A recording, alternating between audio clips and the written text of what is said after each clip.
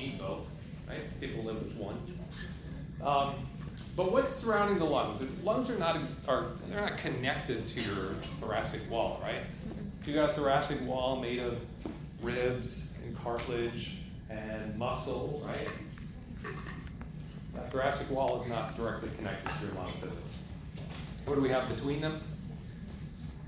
There's a little space here called the intrapleural space. Okay? These are little cavities that wrap all the way around each lung. Okay? So here in our little diagram, it's referring to this little space in here that I've highlighted. Okay? And what's in there? Fluid. Okay. So this is called the pleural fluid. Okay. This is a fluid-filled space that surrounds each of your lungs. Okay. And if we look at a cadaver photo illustration here, we can see this. This is highly exaggerated because in life, this space would not be as large. Okay. But can you see it? It's pretty obvious, isn't it? We have a large intrapleural space, so here's that intrapleural space. Okay. It's between there as well. And then the other one is over here. Okay. And you can't see it here, but it is, trust me. Okay. So in cross section, you can see here that this space nearly surrounds the entire lung. Okay. So there's a couple of named spaces that we have to define, okay, and structures. And I told you this is a little bit more complicated than just simply enlarging your lungs. Okay, but that's where we're headed. All right, we have the atmosphere. Where's that? Out here. Very good. All right, we're surrounded by it. Okay. We have the intrapleural space. Okay, which is in here. You can't see that very well. Art class coming in handy again. Okay, that's the intrapleural space. Where are the alveoli? All over the place, right? So your lungs, you can see some small little holes, right? But those are actually airways and in some cases blood vessels. So all of this stuff, spongy looking stuff here, all of that is collectively your alveoli. Okay? So this is sort of like a sponge, right? You pick up a sponge and from a distance, like we're looking at it, the sponge doesn't look like, it looks like it's solid, right? But it's made up of little holes. Okay? So we have all of those alveoli that collectively form the space on the inside of the lungs. Okay? So we've got three spaces. We've got the atmosphere outside us, we've got the intrapleural space, and we have the alveoli collectively. Okay? Then we have the lung wall, which is, we're gonna call the lung wall basically this boundary. I don't want to use the same color as I had earlier, but the lung wall is essentially the dividing line between the pleural cavity, the intrapleural space, and the lung itself. Okay, so that's the lung wall. And then we have a chest wall out here. Okay. So where I'm headed with this, and this is a little bit obtuse, is that we have an air space in our lungs. We have an intrapleural space, okay, that is separated from the alveoli by the lung wall. Okay.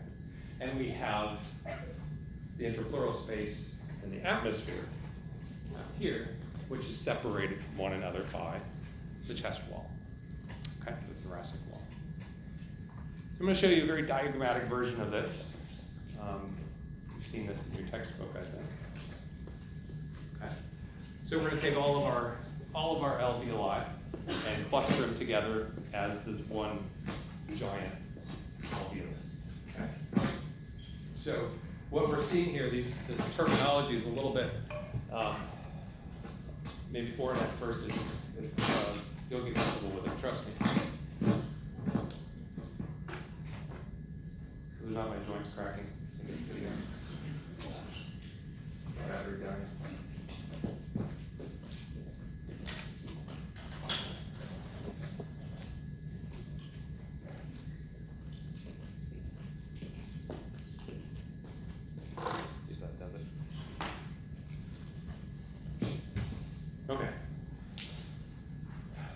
so we've got the pressure in all these spaces indicated, okay? And the pressures here are important because it's by manipulating pressures that we change the volume of the lungs, okay? So this is sort of a strange thing.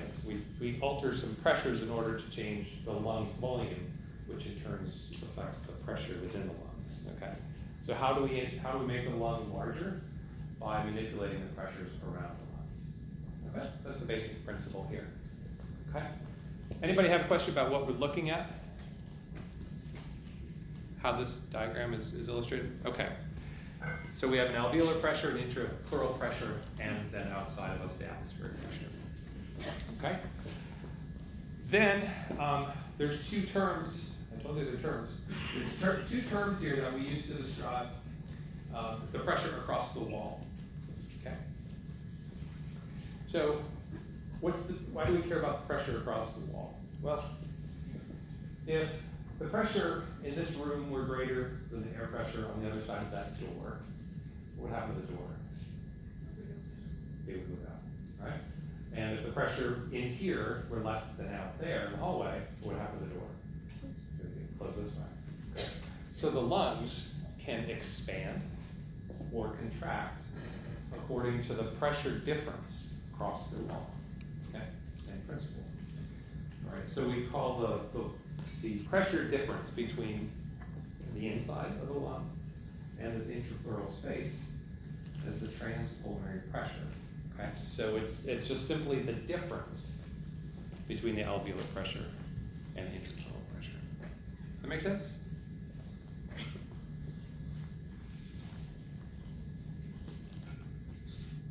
So conceptually, if your alveolar pressure were lower than your intrapleural pressure, what would happen? If your alveolar pressure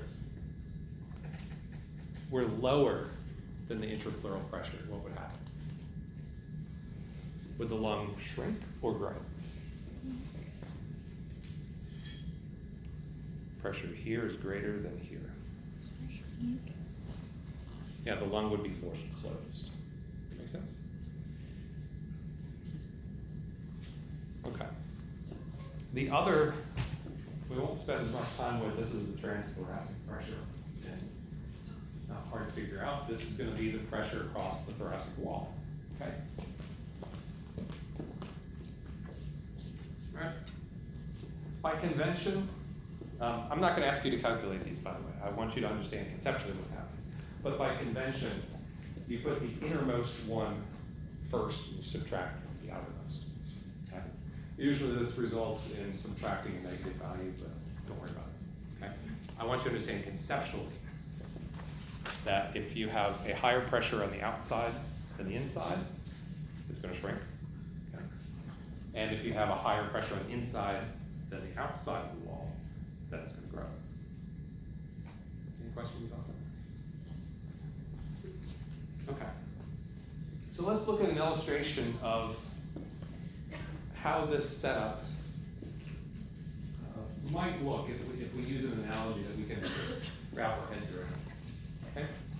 So in this analogy, I want you to think of our balloon here as representing our lung. Okay? And inside of that balloon, we have an alveolar pressure, which is going to be the same as air pressure. Okay? Atmospheric pressure is 760 millimeters of mercury. Okay? And so inside the lung and outside the body, I'm going to go through a lot of batteries. Inside the lung and outside of the body, we're going to have the same pressure. Okay? So what this would be like is if you took a breath in and relaxed, and before you took your next inhale, you're just sort of, you're in that relaxed state, okay? So between breaths, okay? And your intrapleural space, illustrated here as the space in the jar, has a pressure that's a little bit lower, okay?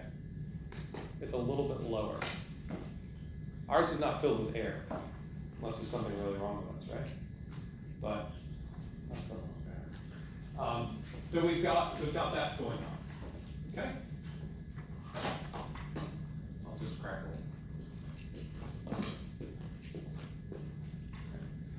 So where would be our transpulmonary pressure? The difference between which of these? Inside of the balloon versus immediately outside of the balloon. Okay? That would be our transpulmonary pressure. Okay? And you can see that we lowered the pressure inside of the pleural space. What happened to the balloon when we did that? What happened to the balloon when we're lowering the pressure inside the jar?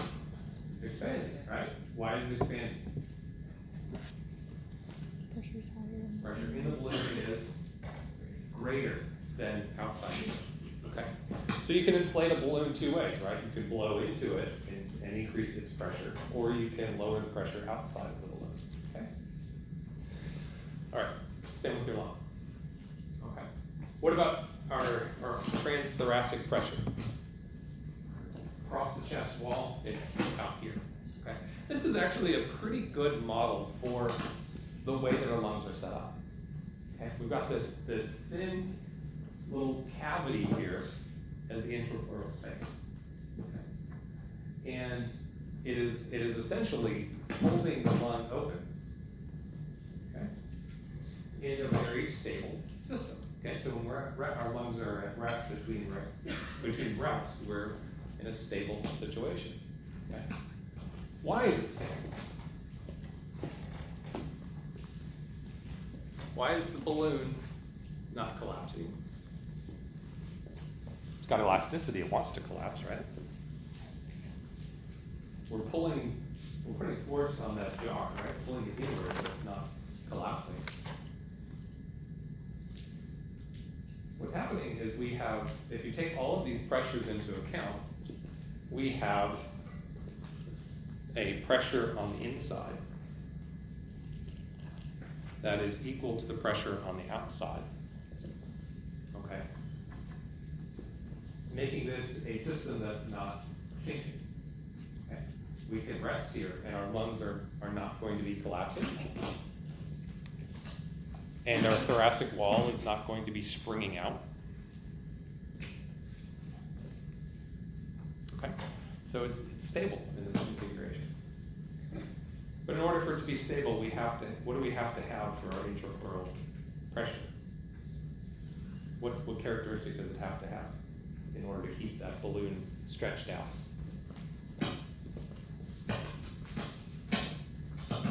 Anybody know? What about the pressure? Does it have to be, has to be low? It has to be negative, okay? It has to be negative, okay? So I'm gonna show it here as, we're gonna use absolute numbers here. So relative to atmosphere, the atmospheric pressure is 0, okay? So we'll get rid of the 760s just for the sake of simplicity, okay? And the alveolar pressure is 0, okay? Remember, this is at rest between breaths. So the intrapleural pressure here is negative, okay? So in a way, it's holding the lung open, okay? And it's pulling the chest wall in, okay? The lung has elastic recoil, okay? Remember our picture of the cadaver? Those lungs had pulled away from the thoracic wall, giving us a big space. Remember that?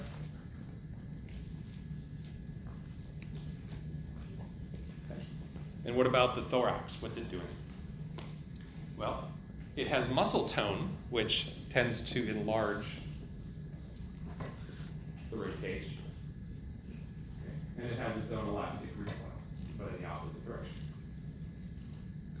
You might think of this as two springs pulling against one another. Okay. And what's stuck in the middle is this intrapleural space.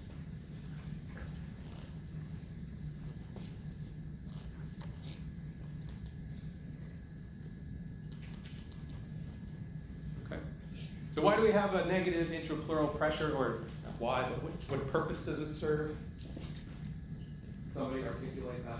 What is this intrapleural space doing for us?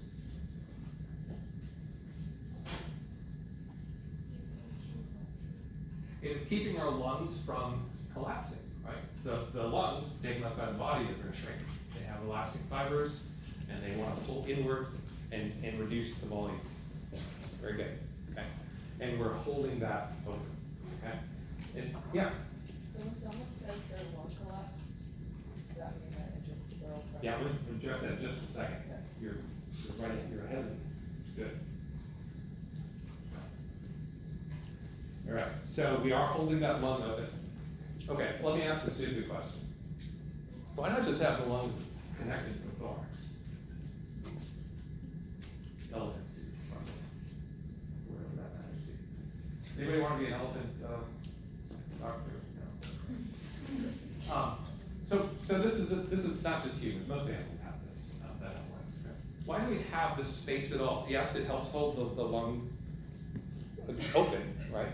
But why not? You know, if it were you putting this together, why not stick the lung to the thoracic wall?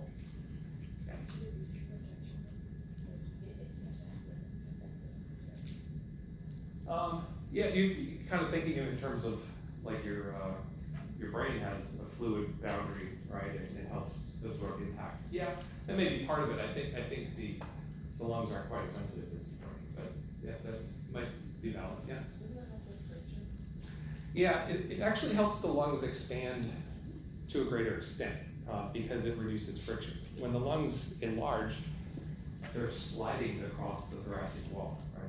They're getting taller, right, top and bottom, and getting wide. And so having this fluid-filled cavity helps allow a relatively friction-free expansion of the lungs. Yeah. I'm still confused how the fluid helps hold the lungs. Oh, great question. How does the fluid hold the lungs? This is a liquid, thin film of liquid surrounding the lungs. Why do the lungs not collapse? How does this being a liquid? Yeah.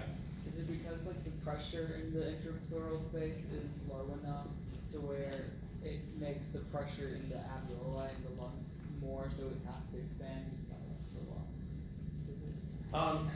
No, not quite. What about? What do you know about changing the volume of a liquid? If you were to take a volume of water and try to expand its volume, what would happen? Yeah, it is.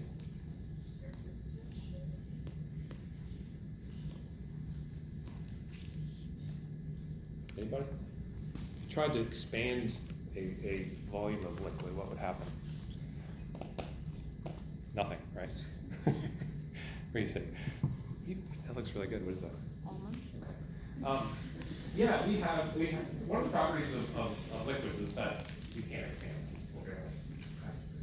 And so if you take a liquid, this is a liquid filled cavity, and you put forces on it to expand it, that liquid does not get larger and longer. Okay? Its pressure goes down when you do that, but it can't expand. So to your question, this volume here, because it's finite, right? You could say around the entire lungs, maybe there's 100 milliliters of this pleural fluid. Okay, and the lung's pulling in, but it can't make that volume larger. Right? So because of its small volume, the lung is essentially held up. Does that make sense? You're unsatisfied with that? Makes it worse. Okay. Okay, good.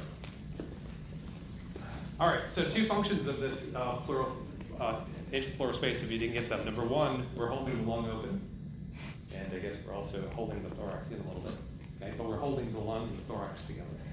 And second is that we make a relatively friction-free environment for the expansion of the lung, okay? Don't ask me how elephants do it. Okay, so next question is, logical question, asked already, is that what happens when you have something like a pneumothorax? Okay, a pneumothorax, what does pneumo mean? Air. Okay, you can also have a hemothorax. Ever heard of that? Yeah, hemothorax. Okay, both of these involve the expansion of our intrapleural space.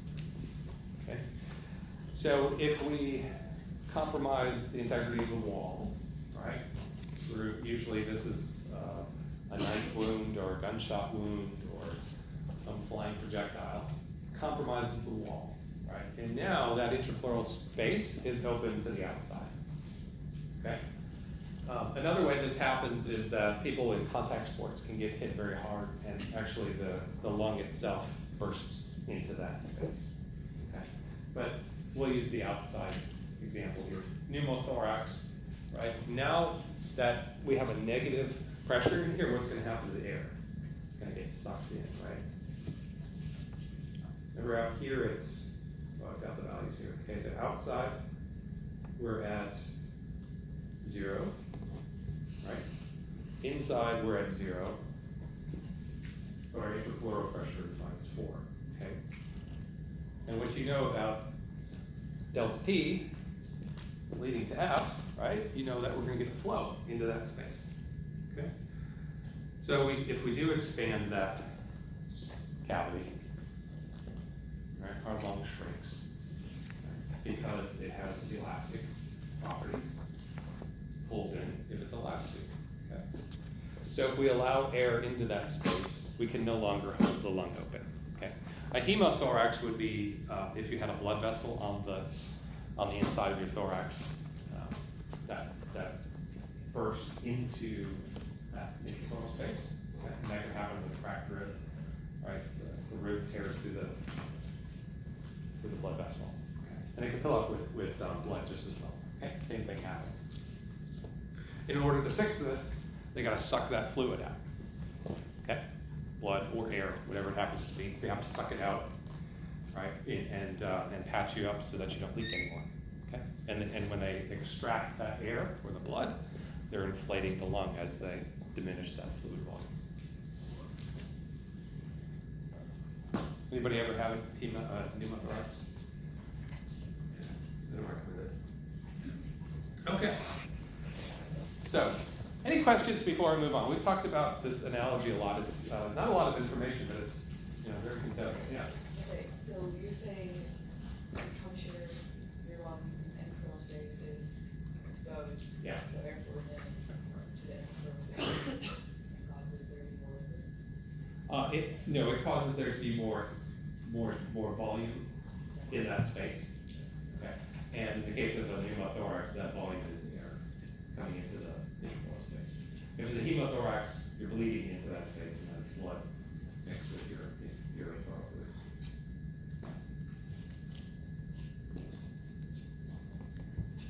Okay. Anybody having have a question about this conceptual framework we've worked out? Okay. All right. So if not, if you have some hesitation, please give it some thought and maybe put something in Piazza and we'll talk about it. You don't want to let this fester; it'll just sort of drift away from your understanding. Okay. Okay. So during inhalation, now we're going to change the system. Okay. And today we'll walk briefly through inhalation, and I've left exhalation for you to work through. It's basically the opposite. But during inhalation, what do we do? Well, what's the first thing when we do? If I said inhale, what would you do? You're sending signals to something. What do you do? Yeah, your diaphragm primarily, but perhaps some of the other accessory muscles in your thorax. Right? And we are contracting those muscles, and due to their arrangement, they expand the thorax. Okay? Remember, we're headed towards expanding the lungs. That's where we want to be, right?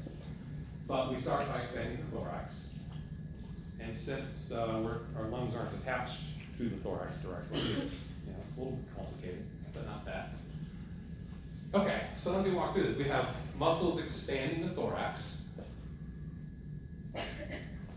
Okay, so the thorax gets a little bit larger.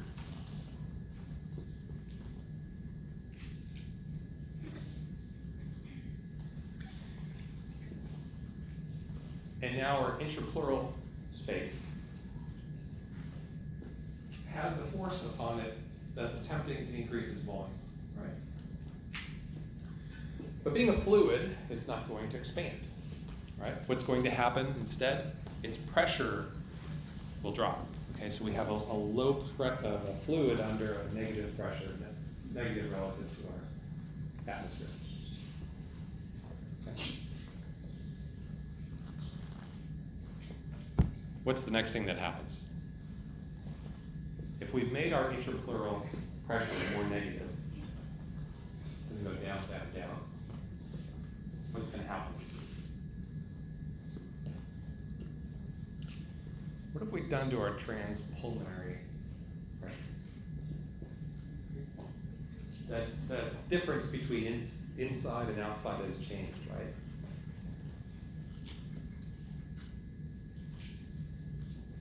So it was holding the lung open before, and now the side that's holding it open has gotten more pull to it, right? So our transpulmonary pressure has changed. Okay? We've increased the difference between the inside and the outside. Okay? And as a result, the lung is inflated. Okay? So just like a balloon, right, where you're dropping the pressure outside of it, you're expanding its volume. Okay? All right. Then whose law do we care about at this point?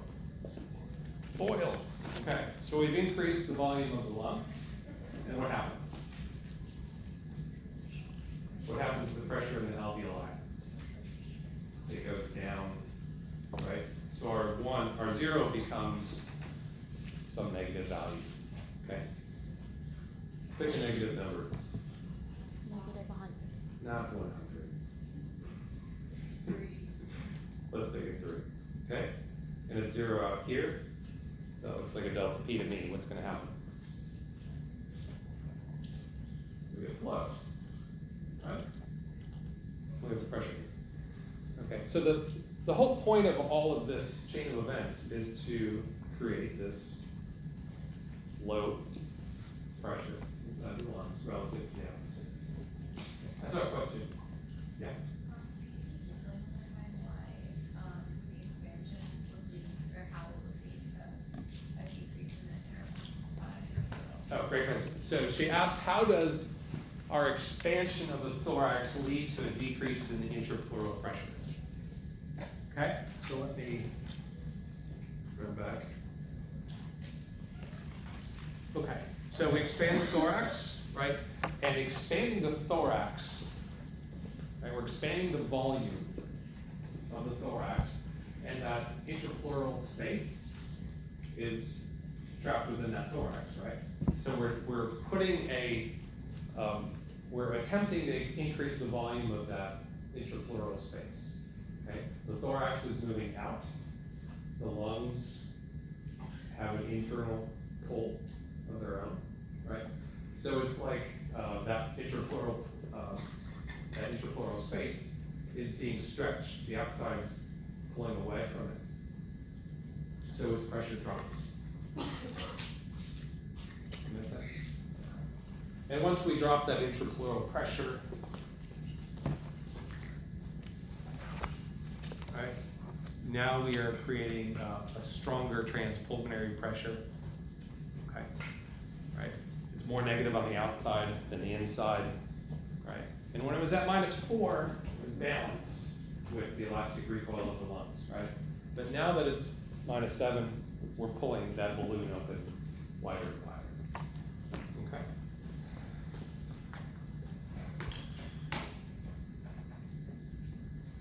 Any other questions on this? Yeah, no, okay. So the last thing to do, unfortunately we've run out of time for it, but we'll start there next time perhaps. The last thing, and I've talked through this already. Any questions here?